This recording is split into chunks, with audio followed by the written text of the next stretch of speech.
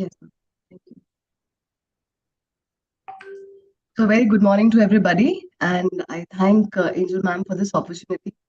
And today we are talking about a very important concept, that's cybersecurity. And at the onset, ma'am, Indu ma'am, and Behra sir made it quite clear why cyber safety and security is important and why we can't ignore in any way this aspect, because it's important that we realize a few things before I start with my presentation formally. So, we are living in an era where the boundaries between the virtual world and the real world are blurred. So, before I Ma'am, can start you my make the presentation as a full screen? yeah, ma'am. So, yeah, fine, ma'am. Yeah, thank you. And I hope I'm audible. Yeah, Yes, you are audible. yeah, thank you. So, as I was saying, it's very important that we discuss that why do we need to have an extra sense of caution when we are in the virtual world. And the reason is that today we and our children, all of us are part of two worlds. One is the real world and the other is the virtual world. Now, when we talk about real world, there are certain characteristics associated with the real world and with the virtual world. So I like the real world, we are guided by physical boundaries, right? But when we talk about virtual world, there is no physical boundary. Then in the real world, we are very better equipped with respect to recognizing people we are interacting with. Right now, you can, of course, recognize me. You're looking at me, my body language, my face, everything. But when you are in the online world where everything is normally hidden, or it's basically right now, as if as I will not be able to recognize many of you because I'm not able to see you. So, of course, there is a chance in the virtual world that you might not recognize the person you're talking to, and he or she might not be the same person that you are speaking to, or maybe has a different intent. Now, similarly, when we talk about real world, it is supervised, and hence there is strict adherence to morality and standard behavior. Whereas when we talk about the virtual world, there is no supervision. Hence, no strict adherence to morality and standard behavior is expected. And then again, we cannot escape challenges and demands that bring life skills into play in the real world, right? So when we were growing up, there were so many things that our parents used to teach us. They used to tell us, there were rules defined that you should not speak to a stranger, do not accept food from anybody when you're, specifically when we used to travel in rail. I remember Mama used to tell that do not accept food from any stranger, don't speak to any stranger, don't open the door for any stranger. So many things were there when you were crossing the road. So we were supposed to be looking left, right, and then walking. And then similarly while making friends. So we were not able, we were always equipped to handle situations in the real world. But when we talk about the virtual world, situations can be molded as per choice. And many a times that demeans the life skills. And when we talk about the real world again, we say that a person's family, school, peer, all of them play a vital role in building of identity. And when we talk about virtual world and our children being a participant of the virtual world, and even we are the participants of virtual world, you would really notice that it's not only us, the family, the teachers, the friends who are playing a part in the shaping of personality. The likes, the dislikes, the claps that they get on the social media, all these are also ensuring that their personality is developed in a certain way. So, with on this note, I start my presentation, wherein we are going to talk about cyber safety and security.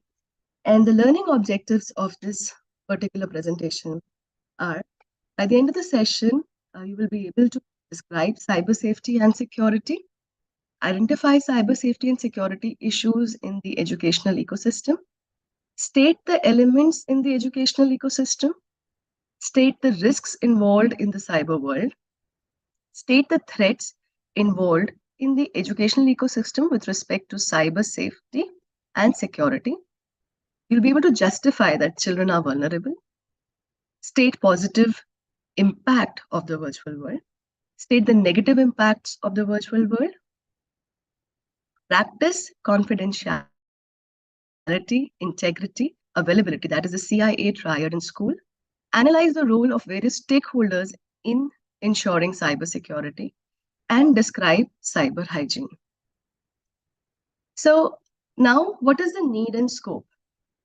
So the need of this training is embedded in the adoption of remote learning by schools, then the large-scale digitization of educational material, of student data and documents and administrative activities, also in the use of online learning platform. Thus, keeping devices secure and having knowledge about the various types of threats is paramount for students' learning, experiences, and teachers' work. So, in a nutshell, if we talk, we are preparing ourselves and we are preparing our children for the challenges of the digital age. So, let me bring forth this news that had been reported on May 1, 2022, that Indian education sector is the biggest target of cyber threats. So it's not only about the corporates, and it's not only about people who are working in IT that who are supposed to be worried about cyber threats. It's basically the educational institutions as well. So as you see here, again, through the presentation, I'm trying to show you an infographic wherein it's mentioned that the average weekly cyber attacks, the education and research sector is at the top. Thus, it's extremely important for us to be aware of the threats that this world poses to our systems. As we already mentioned, as I already mentioned, that we are all now working in a digital world. Our data, our everything. I mean, if everything is being stored on systems now, so privacy, your important information, everything is there on your systems. So, of course, for hackers, that is food, right? So it becomes very important that we be very conscious that yes, we need to be prepared as schools, as teachers, as parents, and know about this cyber security and safety. So what types of attacks, cyber attacks, have been occurring? So you can see here that 12% is ransomware, right?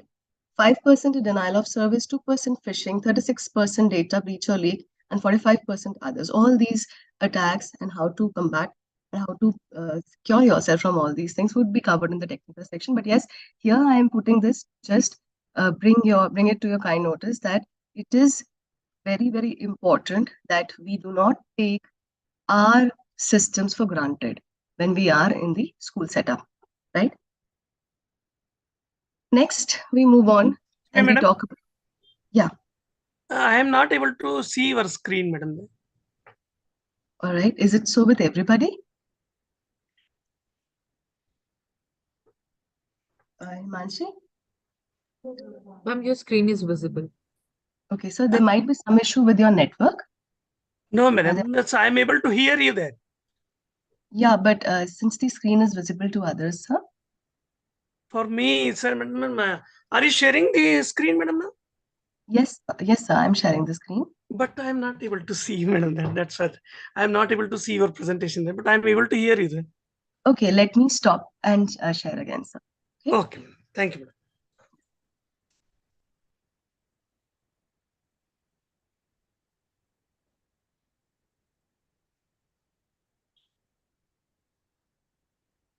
So I've shared again, sir. I hope you're able to see it. No, madam. So I think you'll have to work with my voice only for some time. Maybe yeah. Okay, madam. Okay. Yeah, sir. Thank you. Oh. So when we're talking about cyber safety and cyber security, it is very important that we know about some terminologies. So the first is cyber world.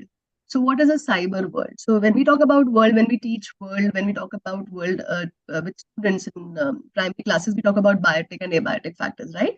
So cyber world also has these factors, right? It is used to describe the virtual world that exists on the internet. So it is a place where people can interact with each other, they can share information and access a wide range of resources, right? So you see that in cyber world, you can find PC, laptops, smartphones, you have networks, you have people, you have website applications and data, everything is there as part of your cyber world. So cyber safety, it includes mindful practices by individuals to ensure protection against threats in the cyber world. Right? So, for example, what includes cyber safety? I mean, the terms cyber safety and security are different. So we are actually trying to highlight that how are they different from each other. So here when we say safety, the important term is individual. So when you are ensuring your protection against potential threats in cyber world, so we say that you are ensuring your own safety. Now, what all things can be part of cyber safety? It's like password protection, installing antivirus system software on your system, and keeping your systems updated, and also being very mindful of what you are sharing, right? So this can be part of cyber safety. And what is important to understand that cyber safety is a prerequisite to cyber security. Fine. So now when we talk about cyber security, it includes the measures taken by an organization, institution, or individual ensure the protection of all the components that are part of the cyber world. So as you see, the cyber world components were PC, laptops, smartphones, everything that is connected to a network. And then through networks, you're able to access websites, you are able to access applications, apps, and of course, then data is coming in and data is going out. And all these things are being monitored or worked on by people. Fine. So, for example, what can be the security measures? It could be like enabling a firewall, setting up multi-factor authentications. Now, these were the example of cybersecurity. And as I said that cyber safety is a prerequisite to security. You first of all secure yourself, and of course, then you move on to security. Now, this infographic aims to just differentiate between the cyber safety and security are different. They're not synonymous to each other, right? So now, as we move on, we jump into the educational ecosystem. So abhi tak we were discussing about cyber safety, cyber security. If you've tried to differentiate between the two, I have explained what is cyber world to you. And I've also explained how real world and virtual worlds, the boundaries are blurred, and why we need to be very, very vigilant, and why it is of paramount importance to understand and the need. There's a need for cyber safety and security awareness. Now, educational ecosystem, if we talk about, you can see the components that I've listed here. So for sir, I'm talking about whenever I'm talking, if you're not able to see my presentation, I am actually pinpointing every point that is there on my slide. So ecosystem, you know that ecosystems are basically the network of interactions, so among organisms and between organisms and their environment. And it can be of any size, right? There is no limit to the size and the spaces. It's not limited. So in this educational ecosystem, we have living species as well, and we have non-living species as well, right? As you can see. So we in the educational ecosystem, we have processes, we have software, we have hardware, and we have people. So the non-living elements are basically can also be your classrooms, your notebooks, locations, your IT tools. All these things are part of the educational ecosystem. So now, previously, when we were talking about a system when we did not have COVID, so we were gradually moving towards online learning and blended learning. But because of COVID, we have been rushed into the online learning system, the virtual learning system. So even the notebooks and everything, they were replaced by your Google documents and all those things. You were taking assessments through forms and all those things. So everything, all these things are part of your educational ecosystem. The hardware, the software, the processes, people, all these together form the educational ecosystem. So what are the major concern areas? If I talk about the educational system, what are the major concern area here? So first is that we need to protect our students. So when we talk about people, in people you have you as teachers or as head of institutions, then you have your administrative staff, you have parents, and you have children. So first thing is, of course, let's talk about students first. So we need to protect our students, their data, their privacy, of course. Then from online threats like bullying, harassment, there can be many things, right, when you're online. And then, of course, privacy and data protection, and then protection of school resources as well. The digital infrastructure, that your system is not compromised.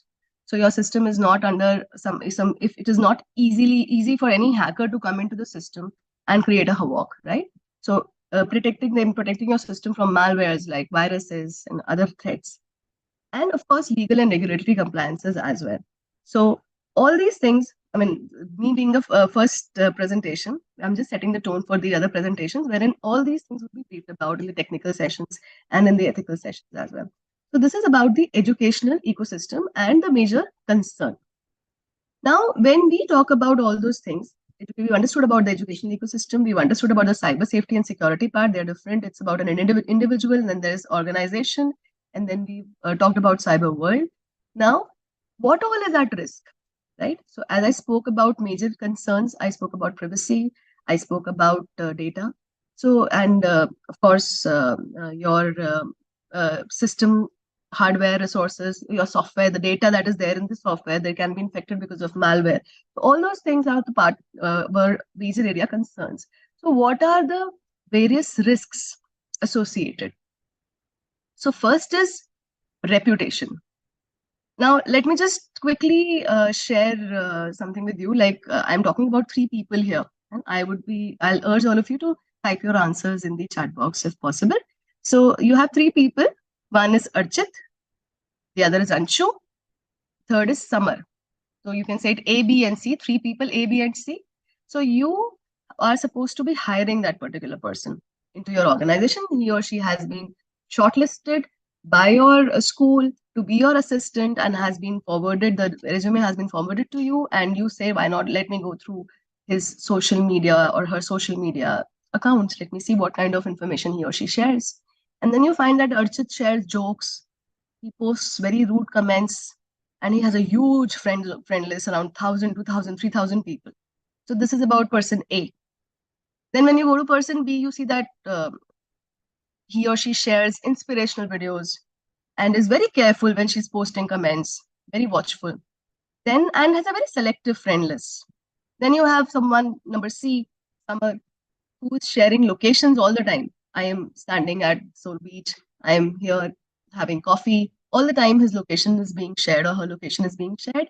But yes, he or she is also careful about what they are posting. And he or she also has a huge friend list. So now you have 3 people, A, B, and C. You have to choose one. So if you were able to hear my question properly, so what would be your choice? Person A, who shares jokes, posts rude comments, has a huge friend list. Person B, who shares inspirational videos, is careful when posts comments, and has a selective friend list. Or person C, who shares location all the time, is very careful when posting comments, and has a few huge friend lists. So who would be your choice? B, B, B, B. All right, I Madam, have a string of Bs. hello, Madam B. Yeah, so I have a string of Bs. So, sir, everybody rather, without knowing those people, without even meeting them, you have made an image about them. You have decided who you would hire on just on the basis of what kind of data they are sharing on the social media, right? So that is what I want to bring to you, that your reputation is at risk. People judge you on the basis of what you are posting online, how you are behaving online. Then what all is at risk? Next, number 2, we go on.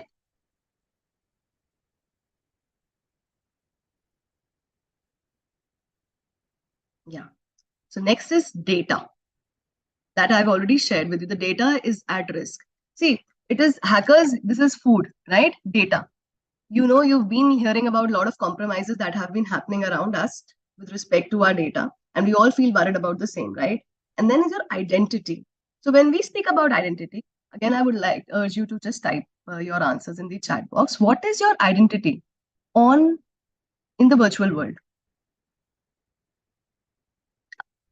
How do people identify you in the virtual world?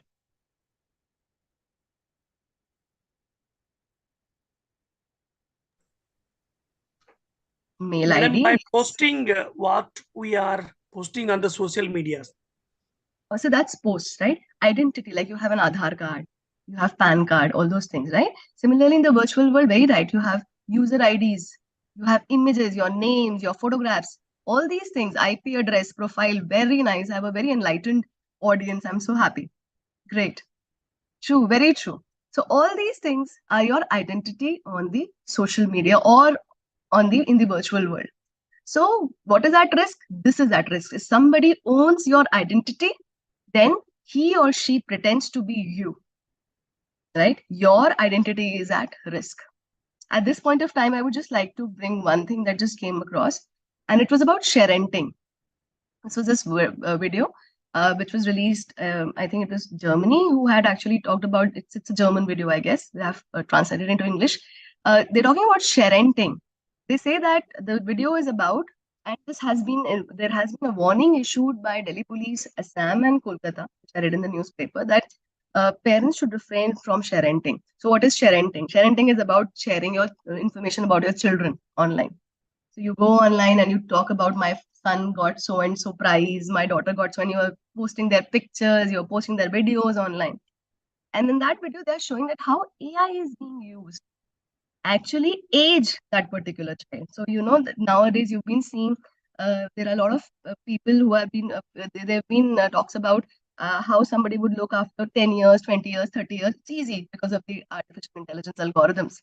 And so those particular photographs can be misused by somebody, and then crimes could be committed on those names, and you might not even know that till your child grows up, that things are the world is totally different for him or her because of somebody else. Similarly, morphing, you're very well aware of morphing, right? Somebody can use your image, they can put another person's body, and then, of course, so there are so many things, right? So, identity is what is at risk, and we need to be very, very careful about it. We need to be very, very choosy about how we are sharing it, what we are sharing with whom, right? Similarly, other than, yeah, thank you so much for your answers. Then is privacy, right? So identity is at risk, fine. Then is privacy. You need to be very, like, for example, at home also, you have locks, right? You, whenever you go out home, you never leave your door open. You ensure that your house is locked properly. Even in your cupboards also, everywhere, even in school, I'm sure that your lockers, you must be keeping them locked, right?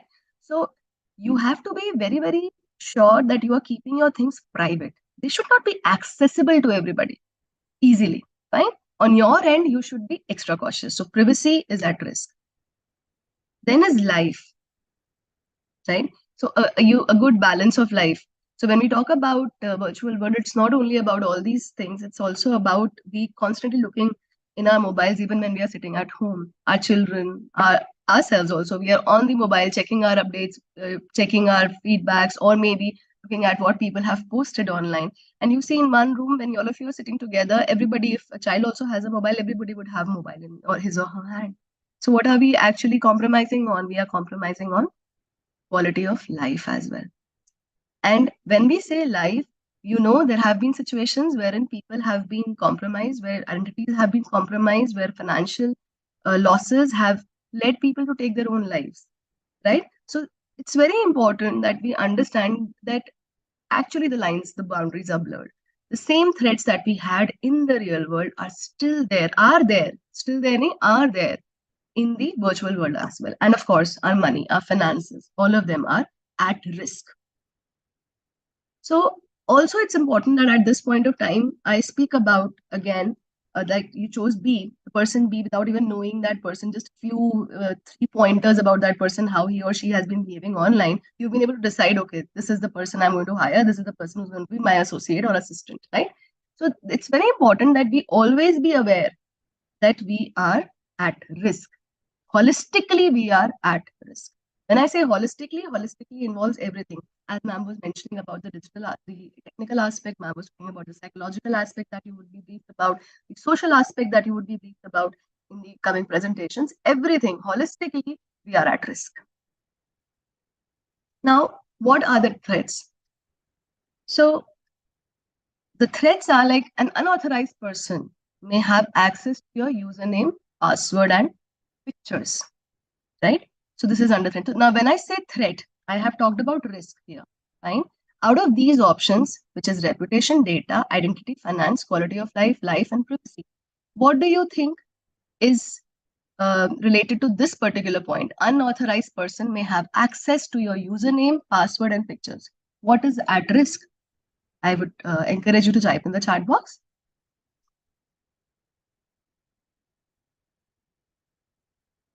Identity, right? Yes. Reputation, identity, absolutely. Yes. We can be hacked because of all these. Yes. Yes, right. misuse of our IDs. Yes. Thank you so much.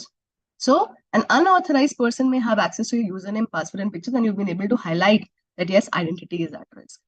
Then next is you are unable to log into your computer system or your email account or your online bank account. I mean, you have your username, you have your password, you've been using it for a long time, and suddenly you find that you're not able to log in into your system. One attempt, two attempt, three attempt, it's failing again and again, right? So this is also a threat. So this is like they are not allowing you to access some service. Next, your system is infected with a malware, right? Malware is what? Malware means maliciousware. So malwares can be virus, trojans, and worms. These will be discussed again in the technical session, but just in brief. So what people do is when you are clicking on unknown links or maybe something that is fishy when you don't know about things, you're clicking on something, then some kind of malware is installed on your system that spies on your confidential information. Now, whatever you are typing, whenever you are sending, whatever you're doing on your system, it can be transported to the person who has actually installed or who has actually put that malware in your system, right? It can come through a site, it can come through an unidentified link, it can come through anything, right? So your system is infected with a malware. This is also a threat.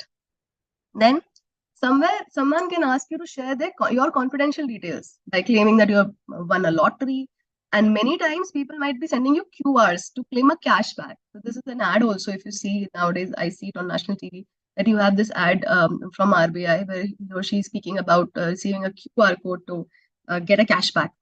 He or she is very happy that wow, I'm going to get a cashback. I just have to scan the QR because I had made certain purchases. See the connections. People know that you have made purchases from somewhere and then you can be entitled to a cashback, and they kind of use that thing, manipulate. So you also know it's like when things come like this, our brain immediately, our dopamine is high and we feel, wow, we won something, let's take it, let's grab it. But actually we need to just think for a while, and we need to understand that why would a cashback need us to click on something and maybe provide something, right? So yes, someone may ask you to share your confidential details, right? Also, someone may pose as a trusted source and emotionally pressurize you to share important information or transfer money. So I'm sure this has happened with many people. It's happened with me. Fortunately, when it happened with me, the person claimed that he or she knows my father, and my father had some kind of a policy, and I was entitled to take the money now. So my father actually expired when I was very young. So I said, okay, is it my father? Yes, yeah, your father. And when I said that, okay, I'm not willing to take that money, so that person literally started shouting on me, right? So because maybe he or she was very sure that aaj to I would get something, and his attempts were failed. So he was really annoyed at that point. So people kind of just, this is called social engineering. People start calling you. They say that we need so and so help. Yeah, you might also see sometimes your own people asking money from you through their social media accounts, and you kind of get emotional and you send that money to them without realizing that their account might have been hacked, right? So this is also a threat. So as I was discussing in the very first slide, I spoke about the first introduction, I set the tone that when you're in the real world, you are able to see people. Right now, you're looking at me, you are able to see me, my body language, you're able to analyze my body language. But this is not so when you are in the virtual world. It's all about those pages where it's written that this is Miss Chetna and she's asking for so much money. Please send me some money. I'm stuck somewhere. I have left my wallet at home. Kindly please help. And you suddenly feel that, okay, I should. But actually, you don't even know who he or she is.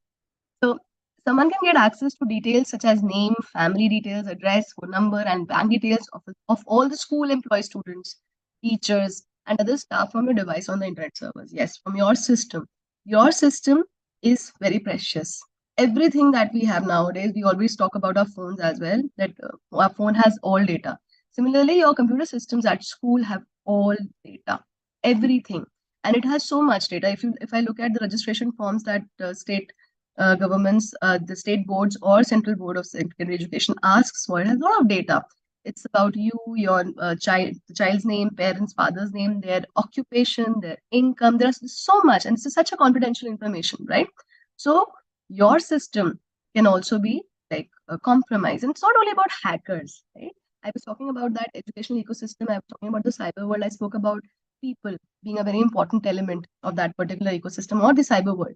So you need to be very well aware that it's not going to be some very technical person, some hacker sitting there and looking like a trained criminal, and he going to hack into your system. Even it can be compromised through people around you as well, right? By mistake also, many a times purposefully, and many times by mistake, right? So it's very important that you be aware of this thing also. This is also a threat. Next, someone may steal your pen drive or hard drive that stores your sensor. You've kept your pen drive somewhere, right? And then somebody comes and picks it up and takes it by mistake or maybe by purpose. So even your hardware, you need to be very careful about that. Then there are situations when you find some pen drive lying down and you say, okay, I need to just copy some data. Let me use this pen drive and take it to the principal's office or maybe to the administrator. But then you need to understand that you can't use any device on your system, right? So you need to be very sure of what you are using on your system. That might be an infected pen drive that you're using, right? So that is another threat. Then someone logs in your system and changes the questions. You've stored your computer, you've made your question paper, you have stored your question papers, you have typed everything, and then you leave your system and then you move out. And there is somebody who comes in, maybe some student who copies your file, or maybe shares the file with somebody, or maybe changes the questions. You never know what, right? So this is also a threat when you are working in your school environment. So what I mean to say through all this is that everything, all of us are vulnerable, right? So as you see here in the report, that 80% of Indian netizens harassed online. This is a survey. 80% of Indian netizens. Imagine, the netizens are people who are using internet, who are part of the virtual world. So they are called netizens. So an online survey commissioned by Semantic Corporation had found that 80% of adult Indian internet users have suffered some form of online harassment, right? So you now must understand the magnitude of this particular session now, right? And here again, a graph shows you that the cybercrime in India has increased over twofold since the pandemic. Twofolds. I don't know if you've seen that series called Jamtara. I have not seen, but whenever I've taken a cybersecurity session, I've always heard about that from people. That yes, this is what they show in that particular series. That how people who are not very well educated, but they know how to target people online, right? And they are actually into phishing attacks, which again will be covered in the coming sessions. So you see since 2015, and if you see 2021, such a big leap, right? So all of us are vulnerable, but at the same time, it is very important for us to understand children are more vulnerable. They need your attention. So these are just few clippings that we got and we've posted here, put here to highlight why children need attention. But you must be knowing about many other such instances which were very, very, I must say, unfortunate with respect to children being violent, or maybe one of the incident was such that when a child was, the phone was taken away, the child got violent, and then he or she they used the griddle and then hit the mother, and the mother died. So the intention of child was, of course, not to kill the mother, right? It was definitely not to kill the mother. The thing is that we need to understand that children, they are growing. We cannot expect them to be the same as we are. Even when we were young, we were also vulnerable, right? If somebody spoke properly to us, if somebody smiled at us, we thought that they are very nice. Now for them, it's not about speaking properly or smiling. It's about winning a game online. When they're playing a game, they're into that rush. Yes, ab main jeet jaunga, again, now, let me go ahead. So your brain is that constant motion of winning. That the brain is programming you to win, or going ahead with that thing that actually is giving you that reward feeling, right? So children are vulnerable. We need to understand that their brain also, the maturation is different, which again would be taken in the psychological part of the sessions. But yes, the way they grow, I mean, the way the brain matures is totally different when they are young, in teens. So you can say that the emotional brain basically takes over, and they are more into like rush, everything good, and they want to take risks, all those things.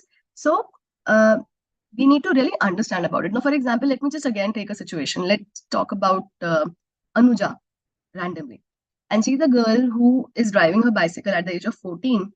And so on an uneven surface, she wants to go and drive on an uneven surface as well. So parents stopped her that please don't go on the uneven surface. You might just fall.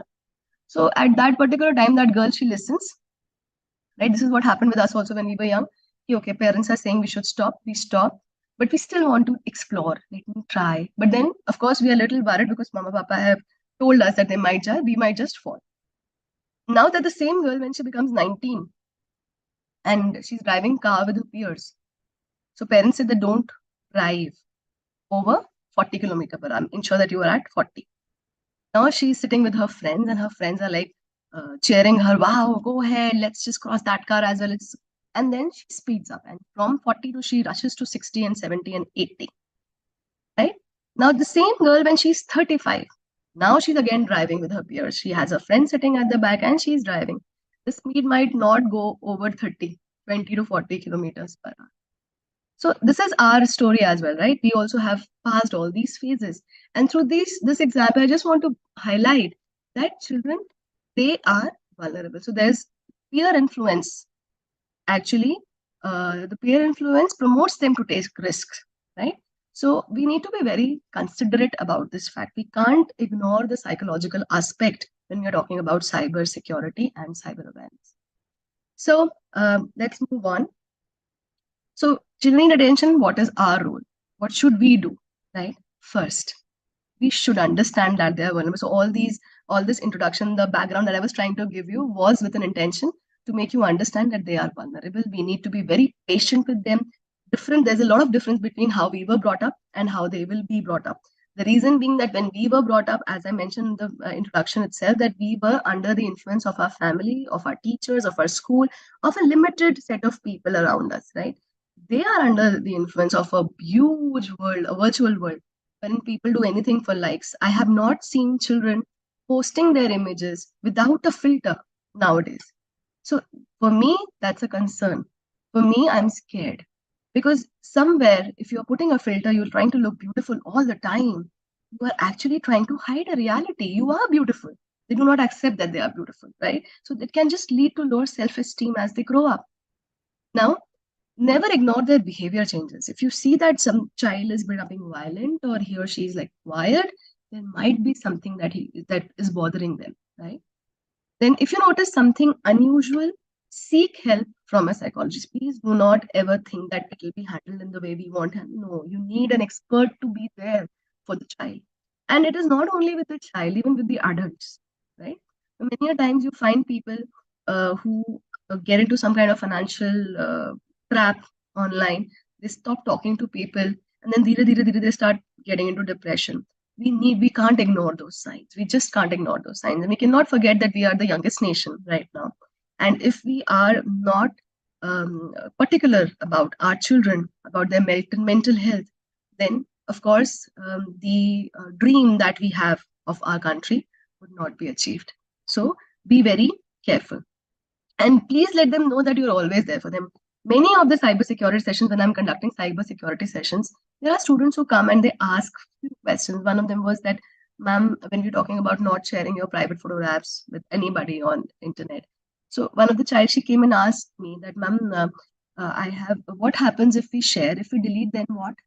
So I was like, no, beta, if you delete, it is not necessary that it gets deleted. It might still be there with that person. He might have downloaded or maybe taken a screenshot of your photograph. You think I've deleted at that moment? Us samay to wo deliver ho gaya, even a second. It takes somebody to take a screenshot, maybe download it, right? So it might be there.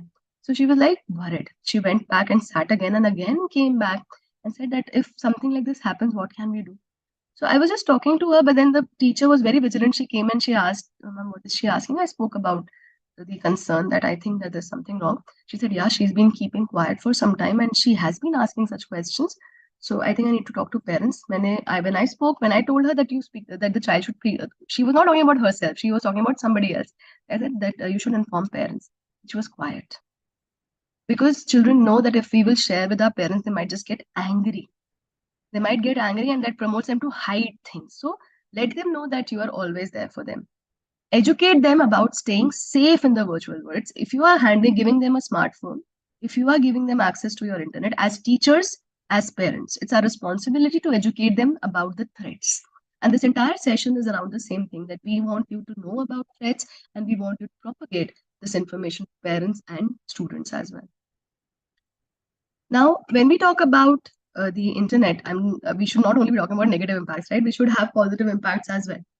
So video call, UPI, social networking, MOOCs, and online payments, working from home, video conferencing, and whatnot. All these things have contributed to the positive impacts of the internet. So we have connectivity. Because of connectivity, we are able to communicate. Because of this communication, we are able to share. And today we can learn anytime, anywhere. Even right now, I'm sitting in Delhi. There are so many people throughout the country who have joined this session. That in itself says that how positive it is to be part of this revolution. But at the same time, what is important to understand, like when we were young, we used to study this essay. Used to learn this essay. Science is a boon, science boon or bane. Remember? So similarly, everything that has positives also has negatives. Depends upon how you are perceiving it, how it is being used by people. So it's very important that we understand that there are negative impacts of the virtual world as well. And that negative impact is not just restricted to your finances, right? It's not only about money. It's not only about only about identity. It's about many things. So many a times when I speak to my own children, I tell them that for everything, if you start using Google, if you would not scan through the books, if you would just start copying without knowledge, I just make fun of them. I tell them that one day, your brain would squeeze. So the human brain, has evolved, it has evolved because of all those inventions and discoveries that the human was doing at that particular. Now you are totally restricted with respect to what Google is telling you. That is actually going to harm you in one way or the other. So what I want to tell through this is that the negative impacts, there are holistic negative impacts. So when you talk about neurocognitive decline is one of the negative impact of the virtual world. Lack of attention. If you just try to find out certain research papers, you'll get many wherein people have discussed about this fact. Like, for example, if you learning something right now, you're listening to me. So whatever I'm saying is going into your short-term memory, and then it takes time to go through long-term memory. There is this rehearsal time when it shifts from STM to LTM. Now, when you are working, and suddenly your phone says tune tune, and you go and check your WhatsApp. Again, two, then you go and check your LinkedIn. Again, two, and then you can go and check something else. What is happening? Actually, you are basically disrupting that particular cycle of STM to LTM, right? So lack of attention, then lack of linear thinking, loss of memory. Because now I remember when I was very young at that time, and I think phones came in when we were in college. So tab uske baad se I don't remember even a single phone number. I always use my mobile to see what is my friend's phone number, other than my mother and my husband's and my brother's. I don't even remember my son's phone number. Right? At that time, people used to remember all the phone numbers, right? So this is the cognitive impact that we are looking at when we're talking about the virtual world. Affective impact when we talk about cyber grooming. So what is cyber grooming? Cyber grooming is when someone who's an adult friends a child online and builds an emotional connection with future intentions of sexual abuse or exploitation or trafficking. That's called cyber grooming. And you know that it's very simple, it's very easy. There's a case called Amanda case. If you go and search YouTube, you will find that how that girl who was in high school was actually groomed by an adult, and which ultimately led her to take life. So effectively also, there are such negative impacts like cyber grooming. I talked about low self-esteem, internet addiction disorder. So when I was talking about that particular incident when a mother wanted the phone and she took the phone away from the child and then she hit the griddle. So what is the problem? The problem is addiction. So, and you should also know that there are de-addiction centers that are being opened. I've read about Sabdachang's de-addiction center, the internet de-addiction center. So it again should raise an alarm. How these devices are being programmed to make you hooked at them all the time. Recently, I had read in the newspaper that I guess US and UK, they've talked about these social media giants. They are actually, whatever they are, the kind of software that they are making, the kind of social media accounts that they are allowing children to open, they're actually hampering their overall growth, right? and there has been a case about the same. So internet addiction disorder, this is another. And these are just this is not an exhaustive list. Many can be added, but yes, I will try to take up the general terms. Social negative impact is bullying, cyberbullying. So we know that cyberbullying is through electronic media.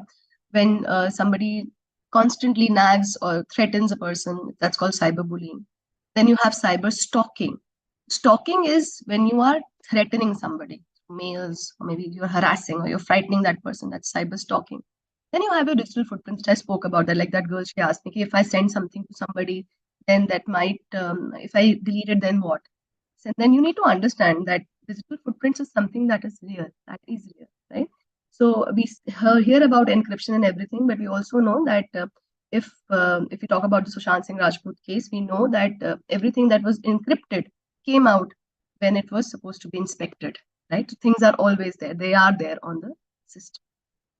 Next is ethical plagiarism. As I was talking about the projects and assignments that children get nowadays, they have a habit of opening Google and then it's supposed to be just keep writing without even thinking that what they are writing, what part is important, what part is not important. They're not even doing that much. So we need to be very careful about the way we give assignments, the way we check their assignments, give them extra points for paraphrasing, right? So plagiarism is an ethical impact. Then flaming. So when we say flaming, flaming is when somebody posts personal insults and vulgar and angry words because I don't like you, so I just want to demean you in front of people. So it normally happens in chat rooms. So during the chat, social media sites, on YouTube, people do that. That's called flaming. Then you have misinformation. We know very well about all these things, fake websites, fake news. Recently, you've seen Anil Kapoor, you have seen Amitabh Bachchan talking about people that how AI can fake personalities. Our Prime Minister spoke about the same, that how he was shown playing Garba somewhere and he actually never played Garba for a long time. So misinformation, fake websites, and fake news, all these are the negative impacts of the virtual world. And then you just cannot take away the physical part. So my daughter, she's got spectacles now after COVID. We had to because she was not able to see the blackboard. So deteriorating eyesight, bad posture. You sit in whatever. If you have a laptop, like PC, of course, you will still sit on a table chair, right? But when you have a laptop, you have a smartphone, you lie down, you in whatever position you are working, you are not at all worried about the posture. Next is obesity. Children have stopped going to play outside. They are happy playing online games, winning there, making new friends who they don't even know, right? So it's a very, very dangerous thing, that obesity. So when you're not physically, as it is always said, now a healthy mind resides in a healthy body. So it's very important that this aspect, the negative impact of the virtual world, is also taken care of. Next, how do we ensure? I mean, all these things we've discussed about cyber safety with respect to an individual, cyber security with respect to an institution. I spoke about the spy cyber world, which comprises many elements, which includes smartphones, people, then you have your hardware, you have your software. We talked about education in this ecosystem, where again, we saw that there were processes, hardware, software, people involved. And then we spoke about the positive impacts of the virtual world. We talked about the negative impacts of the virtual world. Now, how do we ensure all these? And what are threats and what are the risks when we talk about this world? And next, we need to talk about how do we ensure that everything is safe. So when I come back to the education ecosystem, we've spoken about students, we have spoken about you. We have spoken about the importance of ensuring that your hardware is always sanitized, it's always kept secure. And you being the person taking care of your own account is your responsibility. You should not share your information with anybody because everything, all the data that educational ecosystem has is of primary importance, is very sensitive, and hence we cannot afford it to be leaked, right? So, and we also saw that in that particular graph that the kind of attacks we saw, that ransomware is when people lock your device and they ask for money in return for opening your system again, right? So that's called ransomware. So that kind of attacks have been happening on educational institutions. And if we think that, okay, ours is a small school, what could a person do? It's not like that. You have a data of around 1,500 to thousands of students and parents. You can't take it for granted. Now, how can we ensure that cybersecurity is maintained?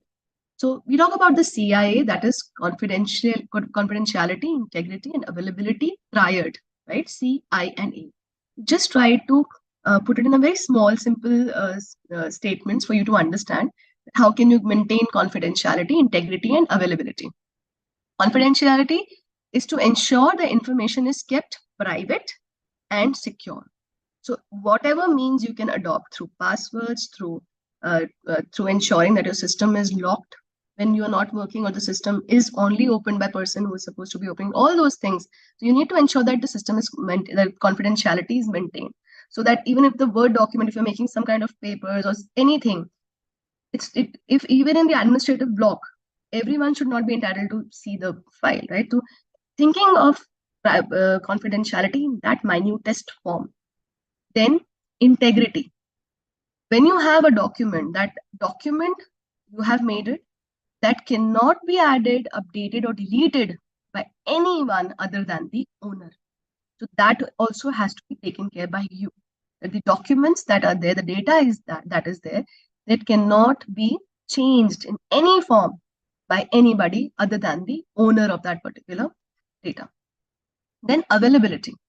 Whosoever is entitled for a particular access, for accessing a file or a system, he or she should be given them the rightful access. So how do you do that?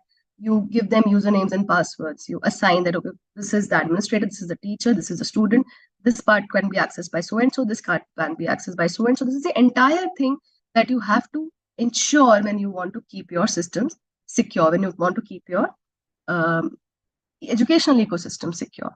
And then, of course, you just cannot take out the people factor. The problem lies in the people factor always. So the risk that is associated with all those things is somewhere with respect to how we are handling and how careful and watchful we are. So we just cannot ignore that part as well. Now, what is the stakeholders' role? The school administration, you need to identify the threat, scan and secure all the devices, antivirus, everything. Develop protection and detection measures. Protect your sensitive, you have to identify also your sensitive data, right? So protect your sensitive data, respond to and recover from, if something has happened, you should have a plan to just respond and then recover. You can't afford to lose everything, right? You have to recover from that. You need to have a plan drafted. Educate your stakeholders, parents, students, and everybody. Enable firewalls. As teachers, keep your systems and files password protected. Scan your USB devices before using them on your kisi ka bhi, whosoever is using that device, even if it is your principal's USB, please do not plug into the system till you scan it. Then keep your online classes user ID and password protected. Don't keep the same for all the time, because then it's easy for somebody to just kind of get into your system, right? Keep changing. So keep your online classes user ID and password protected. Download software only from trusted. Please do not download from anywhere. It has to be from a trusted source, and use systems that are like well known, because they take care of the security aspect as well. Flag any change in the behavior of student. Now, this is the student part, that if you think that there's some change in the student's behavior, you should always flag as a teacher. Now, students should be taught to respect the privacy of others.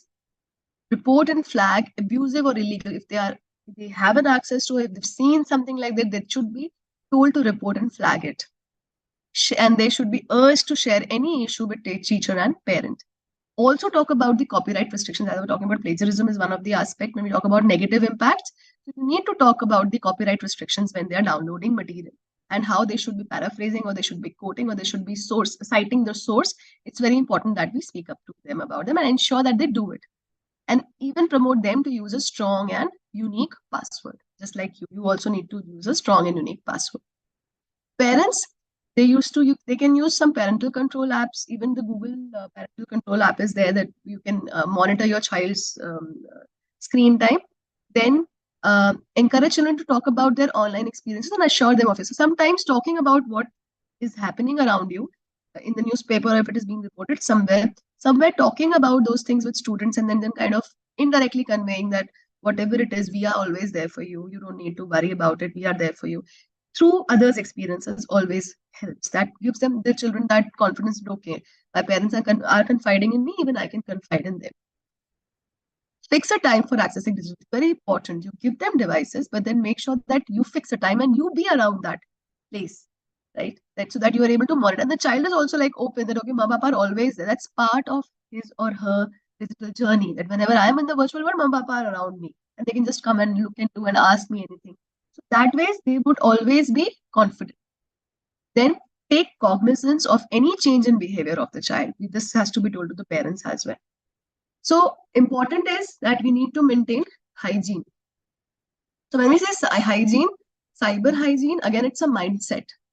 So it is the conscious adoption and practicing of measures to ensure cyber safety and security. It's basically your will, right? And you should practice hygiene, cyber hygiene. So as it is very well mentioned here also, cyber hygiene is not a choice, it's a necessity for safe and secure lifestyle. It is about training yourself to think proactively about your cyber safety and security. Everything, whatever digital document, anything that you have, you need to think about, okay, how can it be compromised or how can I ensure that it is protected, right? Before taking any action, think twice. That is the part of your cyber hygiene plan, right?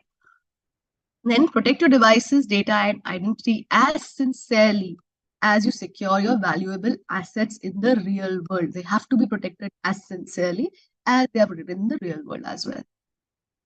So with this, I conclude my presentation. And for a safe you, it is important that you talk about cyber, you take care of the cyber safety measures, you ensure cyber security, and you practice cyber hygiene to ensure safety. With this, I end my presentation. Thank you so much, Himanshi. Anything? Thank you so much, ma'am. If participants have any doubt, they can ask ma'am right now in the chat box, or they can unmute themselves and ask Kindly questions. put your questions in the chat box, and if you have questions, you have to raise your hand. Please do not unmute everyone. Those who are raising the virtual hand, we can call one by one, we can give them unmute option. Yes. Manimaran sir, you can unmute yourself. Can you tell me about the cyber stalking, ma'am? Cyber stalking and cyber bullying. Sir, sorry, ma'am, those technical things will be in a very detailed session in the coming session, sir. They'll be covered, I think. It's just an introductory session. There will be a technical session on detail to tell you what it is all about. Okay? Okay. Prakash sir? Thank you, ma'am. Chetna, ma'am, I appreciate your efforts. And it was a nice presentation and a brief one. One doubt is there, will we get that presentation in a soft copy or hard copy?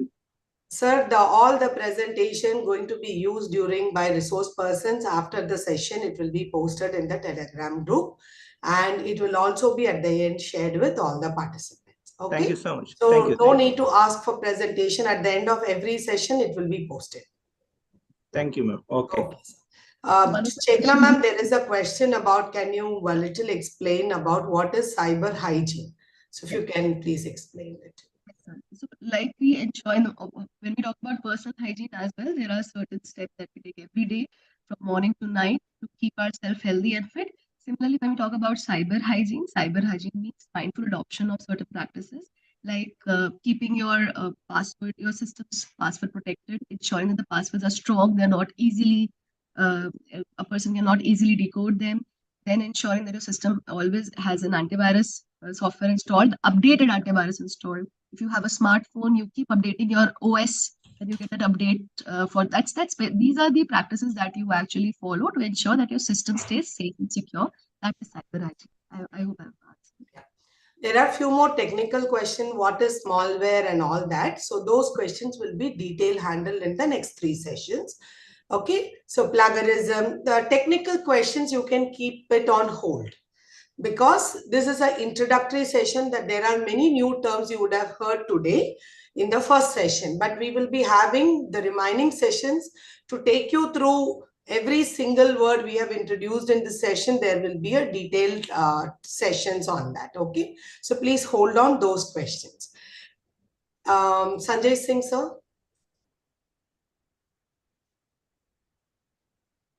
Sanjay Singh Rawatji. You can unmute yourself. Yeah. Hello. Yes, Good sir. morning, ma'am.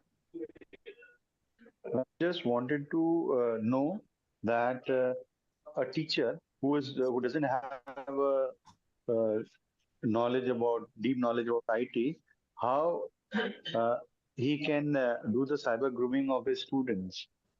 If suppose he's involved in the online education. So Sanjay sir, cyber grooming is a negative word, right? Cyber grooming is when somebody befriends a child for sexual exploitation or bad intentions, right? So So we can how to prevent, how to stop. ma'am? Yes, How to prevent yes. how to do it? How the teacher can do it? That I wanted to ask.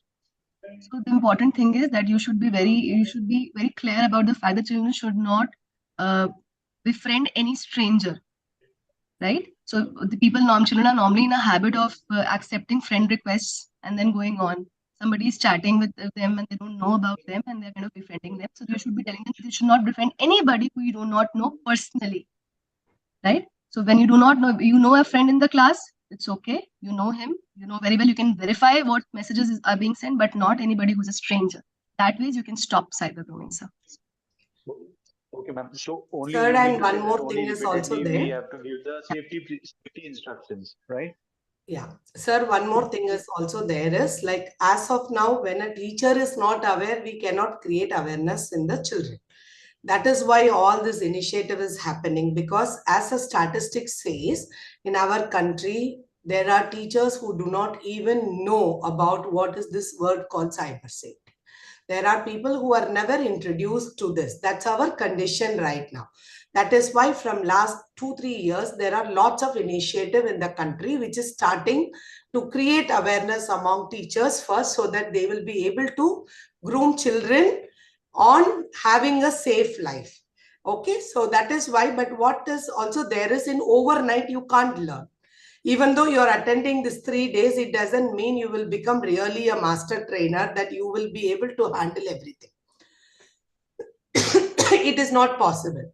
It is a continuous process, but this is the first level step. You are at least going to know in this 3 days basic things which you should know.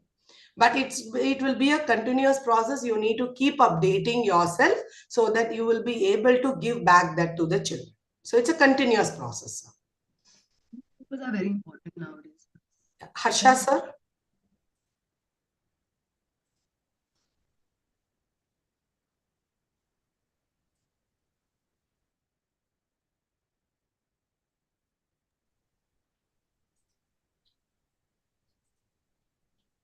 Okay. Malakar, sir, from KVS.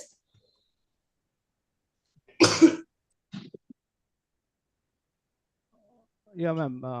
Am I audible? Hello? Yes, sir, you are audible. Good morning, madam. So, thanks for such a nice presentation, madam. One thing just I like to, madam, get it clarification, because this is the term I first time I heard from your side, that you have told IAD, Internet Addiction Disorder. It is a term, or it is just for the context of this, or it is really a disability term like that it has been used nowadays? It is being used, so it is a term actually. This will be covered in the psychological section also in detail. It's when you are not able to give the habit, you are not able to give away your phone to somebody. You're always hooked to your phone. That's internet addiction disorder, sir. It is a technical term, sir. It's a psychology aspect of a technical term, and doctors deal with that. Yes. So we will have little more. There will be psychiatrists to whom you can ask more about it. Yeah. Harsha, sir, do you have a question? Because I have asked you to unmute, but you're not able to. Yes, ma'am. This is Harsha from Mysore, Karnataka. Yes, sir. Madam, just I want to know how to know whether the published link is threatenable or not. If I got any link through any social media, how can I know that link leads to somewhere else like that, ma'am? It's my question. Thank you. So the same reply to you as well. Never ever click on links that are floated on social media, because you do not know the source from which it was generated, so you need not ever click on that. So that is number one.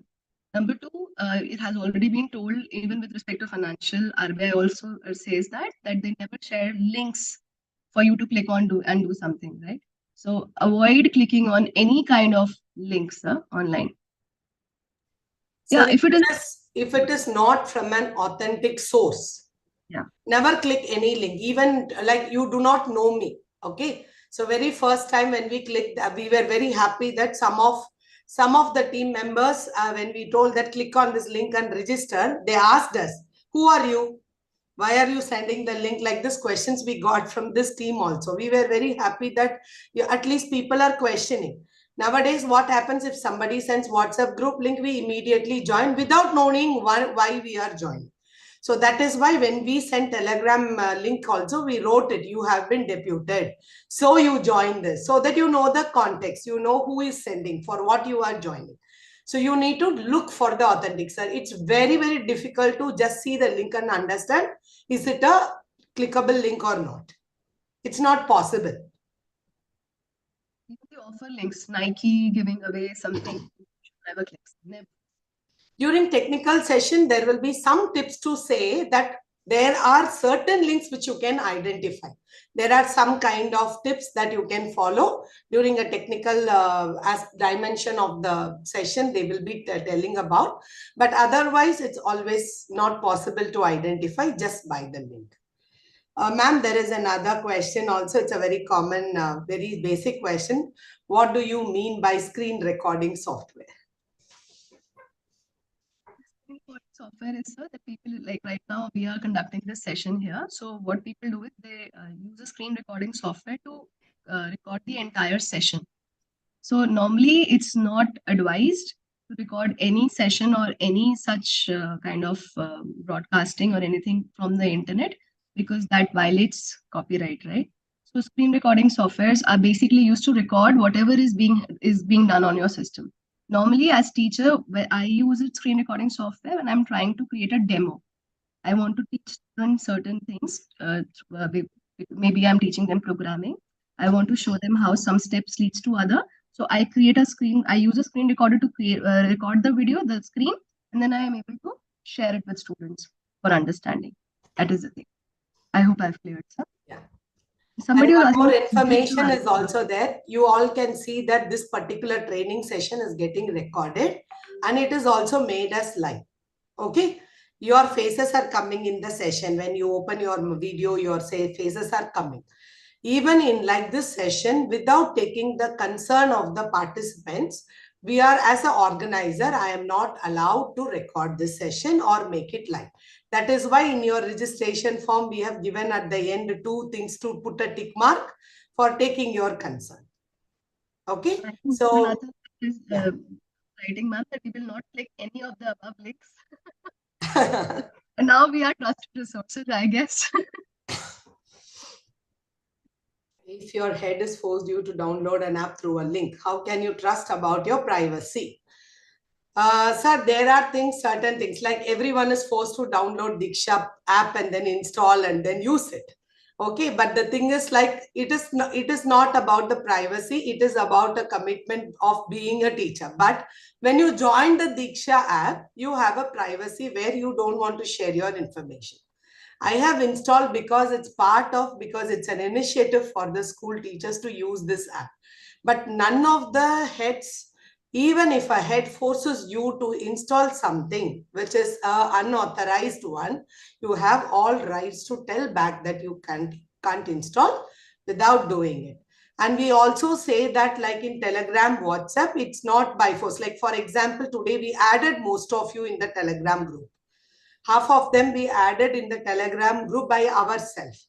So when we could add, you didn't give your concern to get added. You have been forcefully added now.